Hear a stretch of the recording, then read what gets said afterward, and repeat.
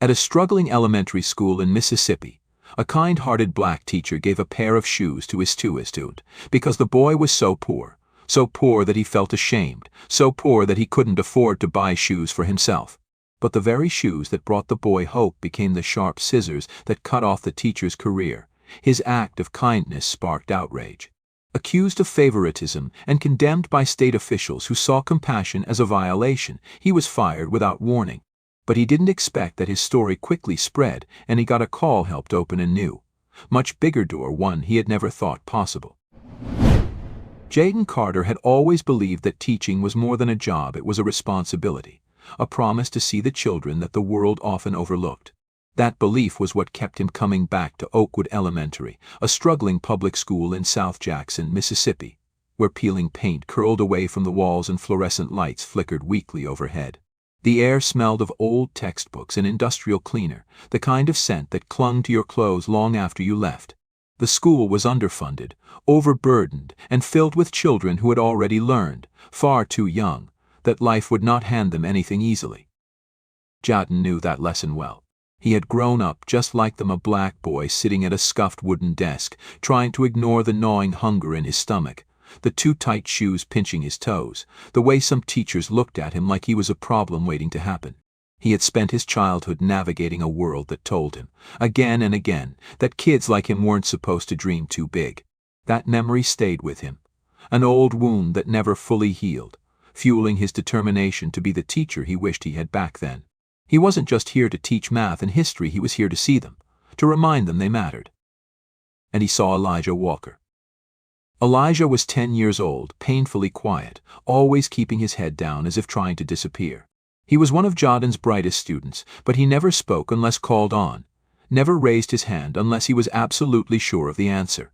He had the kind of silence that didn't come from shyness, it came from learning, too soon, that drawing attention to yourself could mean trouble.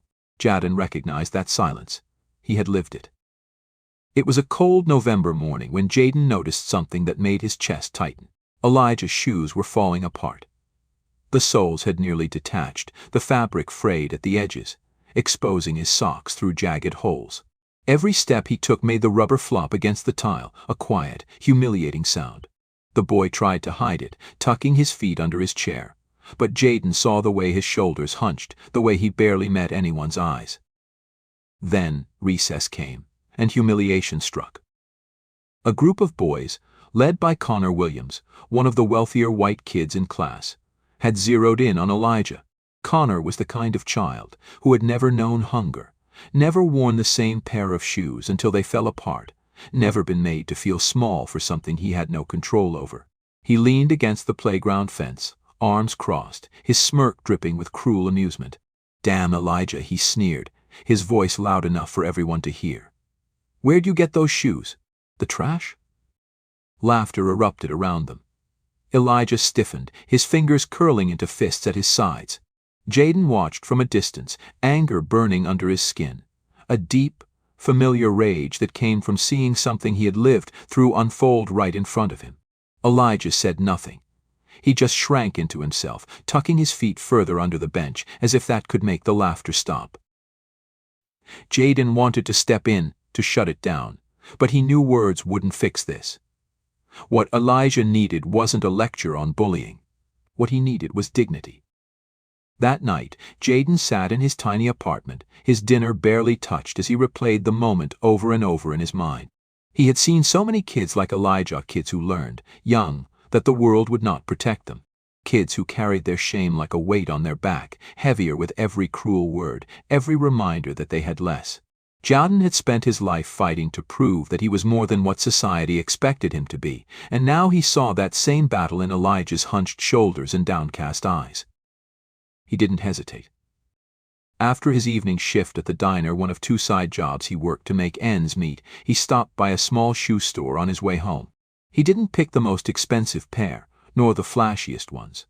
Just something sturdy, something warm, something that would let Elijah walk without shame. The next morning, before the students arrived, Jaden slipped into the classroom early. He found Elijah's locker, placed the shoes inside carefully, and tucked a folded note on top. For a brilliant young man. Walk tall. Then he stepped back and exhaled, feeling lighter than he had in weeks. He had done something good, something right. What he didn't know was that before the day was over, that single act of kindness would cost him everything. The moment Elijah found the shoes, a light flickered in his eyes, a light Jaden had never seen before. He stood in front of his locker, hands trembling as he lifted them, his fingers tracing the clean fabric, the sturdy soles. His lips parted in silent disbelief, as if he didn't trust what he was seeing. For a few seconds he just stared, his breathing uneven. Then, cautiously, as if expecting someone to snatch them away, he slipped off his old, torn shoes and placed his feet into the new pair. They fit perfectly. For the first time in weeks, Jaden saw Elijah smile. Not the small, hesitant ones he sometimes gave when answering a question correctly, but a real, unguarded smile, a glimpse of the carefree child he should have been. The sight made the long nights, the extra shifts, all the exhaustion worth it. Jaden didn't need thanks. Seeing Elijah walk taller, his shoulders a little straighter, was enough. But peace never lasted long in places like Oakwood. It started with Rebecca Whitmore. She was the kind of teacher who clung to rules like a drowning person clings to a life vest, not because she believed in fairness, but because rules gave her control. A white woman in a predominantly black school, she saw herself as the gatekeeper of order, the enforcer of discipline. And when she saw Elijah walking into class that morning, his new shoes catching her attention, something inside her twisted. She waited until lunchtime before pulling Elijah aside. "Where did you get those shoes?" she asked, her voice laced with suspicion. Elijah hesitated, fingers tightening around the hem of his sweater. I found them in my locker," he admitted quietly. Rebecca's lips pursed. "Someone gave them to you?" He nodded. That was all she needed. An hour later, Jaden was called into Principal Brian Thornton's office. The man sat behind his desk, stiff as a board, his expression unreadable. Rebecca stood beside him, arms crossed, radiating self-righteousness. The moment Jaden stepped in, he knew this wasn't a conversation. It was an ambush. Thornton folded his hands together, his wedding band clinking against the desk. "Jaden," he began, his tone measured, "we have a problem." Jaden didn't sit. His stomach had already started sinking. "What problem?" Thornton sighed, like he was dealing with a child who couldn't grasp simple logic. "It's come to my attention that you gave a student an unsanctioned gift." Jaden's jaw clenched. He glanced at Rebecca, whose face remained cold, detached. "Unsanctioned?" he repeated. "I bought a student a pair of shoes because his were falling apart. That's not a crime." Thornton exhaled sharply. "It's not about the shoes, Jaden. It's about fairness. You can't single out students for special treatment. Parents are already upset." Jaden's head snapped up. "Parents?" His voice dropped. "Or one parent?" Thornton shifted uncomfortably. That was it. One complaint. One entitled, white parent who had seen a black boy get something their child hadn't. And suddenly kindness became favoritism. Charity became a violation. Jaden straightened. "I didn't make a big deal out of it. I didn't tell the class. I didn't put him on display." He looked at Thornton, willing him to see reason. "You've seen this school. You know how many of these kids go home hungry, wearing the same clothes day after day. If the system won't help them, what are we supposed to do? Just watch?" Thornton's face hardened. "We follow protocol." Jaden scoffed. Protocol. The word felt disgusting on his tongue. And what does protocol say about a 10-year-old kid walking around with holes in his shoes? Rebecca finally spoke. "It says he should get help the right way through official school programs, approved resources. Not through a teacher handing out gifts like some savior." Her eyes narrowed. "We can't have students thinking they're entitled to handouts." Something inside Jaden snapped. His hands curled into fists at his sides. "Entitled," he repeated, his voice eerily calm. "A kid who walks 3 miles to school because his mother can't afford gas. A kid who eats 1 meal a day, if he's lucky. That's entitlement to you." Rebecca didn't flinch. "It sets a precedent," she said simply. "If every teacher did what you did, there would be chaos." Jaden let out a bitter laugh. "Yeah, can't have teachers caring too much, huh?" Thornton cut in before the argument escalated. His voice was clipped, final. Jaden, I'm placing you on administrative leave, effective immediately. The board will convene in 3 days to determine your employment status. Jaden's heart slammed against his ribs. You're suspending me for helping a child. Thornton's gaze didn't waver. You left us no choice. Jaden let the words sink in. No choice. Like kindness was a punishable offense. Like morality had to be regulated. He forced himself to breathe, to keep his voice steady. And when they fire me, he said quietly, when you strip me of my job, what lesson will that teach Elijah? Thornton didn't answer. Neither did Rebecca. Because they both knew the answer. Jaden walked out without another word. He refused to beg for a job that demanded he look the other way while children suffered. 3 days later, the school board made their decision. Jaden Carter was officially terminated from Oakwood Elementary. And just like that, a good teacher was erased. The news of Jaden Carter's termination spread fast. The halls of Oakwood Elementary felt emptier without him, the absence of his steady presence leaving a noticeable void. Some teachers whispered their sympathies in hushed voices, but none dared to openly oppose the administration. Parents exchanged knowing glances, some shaking their heads in frustration, others too afraid to challenge a system that had already proven its ruthlessness. But it was the students who felt it the most. Elijah Walker sat in the back of his classroom, his head low, his new shoes suddenly feeling heavier than before. Guilt gnawed at him, an unbearable weight pressing against his small chest. The other kids barely spoke to him, their eyes full of pity or quiet resentment. He was the boy who cost Mr. Carter his job. At home, his mother, Monique Walker, had watched the news unfold with a mix of anger and heartbreak. Jaden Carter had done what the school system refused to do. He had seen her son, really seen him, and tried to help, and they punished him for it. She wasn't the only one who felt that way. By the end of the week, a small movement had started online. A parent had taken to Facebook, sharing the story of how Jaden was fired for giving a student a pair of shoes. The post exploded overnight. Dozens of parents commented, some recounting stories of how Jaden had stayed late to tutor their kids for free, how he had bought classroom supplies out of his own pocket when the school refused to provide them. Within days, local news stations picked up the story. Beloved teacher fired for helping student in need was plastered across headlines, the outrage spreading like wildfire. People debated it on social media, some defending the school's policy, but many, especially those who had lived through the kind of poverty Elijah faced, saw the injustice for what it was. And that was how Dominic Hayes, a billionaire with a kind heart, found him. Jaden was sitting in his cramped one-bedroom apartment, staring at the rejection emails piling up in his inbox. He had spent the last week applying for teaching jobs, but the stain of his termination followed him like a shadow. No principal wanted to touch a teacher who had been fired under controversy, no matter how absurd the reason was. His phone rang. An unknown number. He almost ignored it, but something in his gut told him to pick up. Mr. Carter. The voice was deep, smooth, and filled with a quiet authority. My name is Dominic Hayes. I run the Bright Futures Initiative. I believe we have something to discuss. Jaden frowned, sitting up. Bright Futures.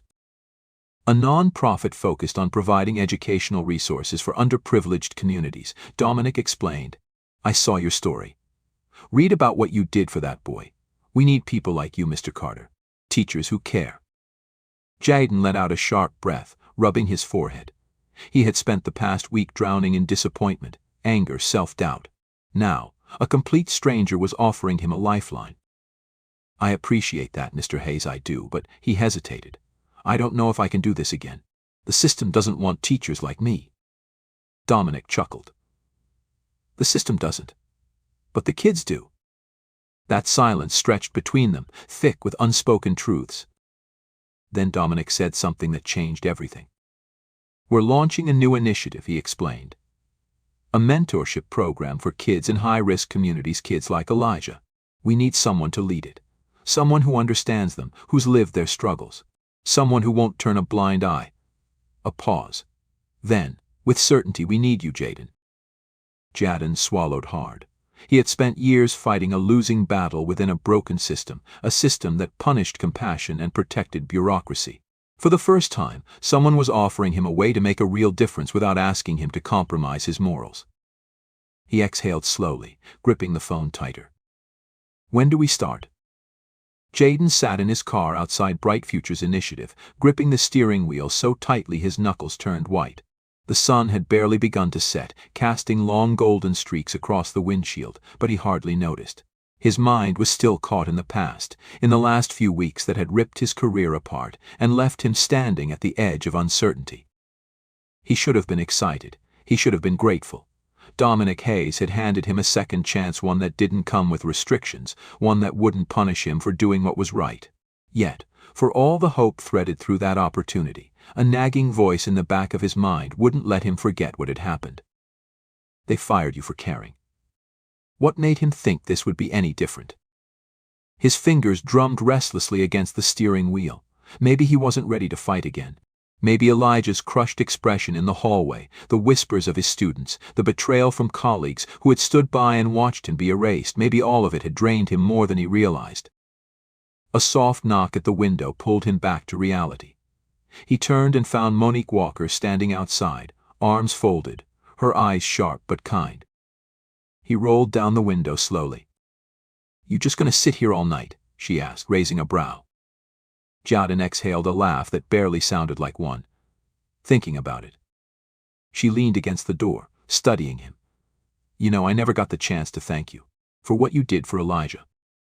"You don't have to," he said. "Yeah," she muttered, shaking her head. "I do." Her voice softened. "Because people like you, I all don't get enough thanks. You just keep on giving, and giving until the world takes everything from you. And even then, you still try to give more."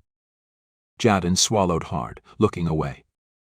She sighed, tapping her fingers against the car. "Elijah ain't been the same since you left. You were the first teacher to see him. Not just his grades, not just his attendance, but him. You don't know how much that meant." Jaden's chest tightened. He did know. He knew because he had been Elijah once. A kid who had learned early on that the world wouldn't hand him anything, who had stopped expecting kindness because disappointment was easier to carry. And he knew what it felt like when someone, just one person, saw past the struggle and reminded you that you were worth something. That's what Jaden had tried to do for Elijah, and they had taken it from him. But had they really? The realization hit him all at once. They had fired him from a school, not from his purpose. They had taken away his classroom, but not his ability to change lives. He looked at Monique, his decision suddenly clear. Would Elijah want to be part of something new? Her eyes flickered with curiosity. What kind of something? Jaden smiled for the first time in weeks. "Give me some time to figure that out." That night he called Dominic. "I'm in," he said. "Tell me what I need to do." And just like that, Jaden Carter stopped looking at what he had lost and started building something new. 6 months later, the world looked different.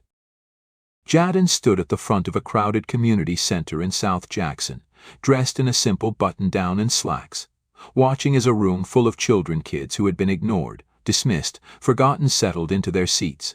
The Bright Futures Initiative had grown faster than anyone expected, and Jaden had been at the center of it all. He had built something here. Not a classroom constrained by policies that punished compassion. Not a school bound by outdated rules that protected bureaucracy over children. This was different. This was a space where kids like Elijah didn't have to hide their struggles, where they weren't reduced to test scores or discipline reports, where they were finally seen. The door at the back of the room opened, and Elijah walked in, his shoulders straighter than Jaden had ever seen them. He wasn't alone. His mother was with him, along with 2 other kids from Oakwood, Luis Hernandez, Ava Brown, kids who had watched what happened to Jaden. Kids who had been waiting to see if kindness could survive in a world that had tried to crush it. Jaden felt something catch in his throat. They believed in him. He cleared his throat and turned back to the group. "All right," he said, voice steady. "Let's get started." The day flew by in a blur of lessons, conversations, laughter, the kind that came from kids who finally felt like they belonged. By the time the event ended, parents trickled in, talking to mentors, signing their kids up for more programs, thanking Jaden for creating something real. And then, as the crowd thinned, Elijah walked up to him. He was quiet for a moment, shifting on his feet. Then, he looked Jaden in the eyes and spoke with a confidence that hadn't been there before. "You were right," Elijah said. "They didn't take anything from you." Jaden let out a breath. "No," he agreed. "They didn't." Elijah nodded, then hesitated before reaching into his pocket and pulling out a crumpled note. Jaden recognized it immediately. "For a brilliant young man. Walk tall." Jaden stared at it, then at Elijah, something deep in his chest tightening. "I kept it," Elijah admitted, "because I wanted to remember what it felt like. When someone believed in me." Jaden's throat burned, but he managed a small smile. "And do you believe in yourself now?" Elijah met his gaze and nodded. "Yeah, I do." Jaden rested a hand on the boy's shoulder. This was why he had fought. Not for recognition, not for revenge, but for this moment. For kids like Elijah to stand a little taller, to believe they mattered. He had lost a job, but he had found something bigger. He had found his purpose. Join us to share meaningful stories by hitting the like and subscribe buttons. Don't forget to turn on the notification bell to start your day with profound lessons and heartfelt empathy.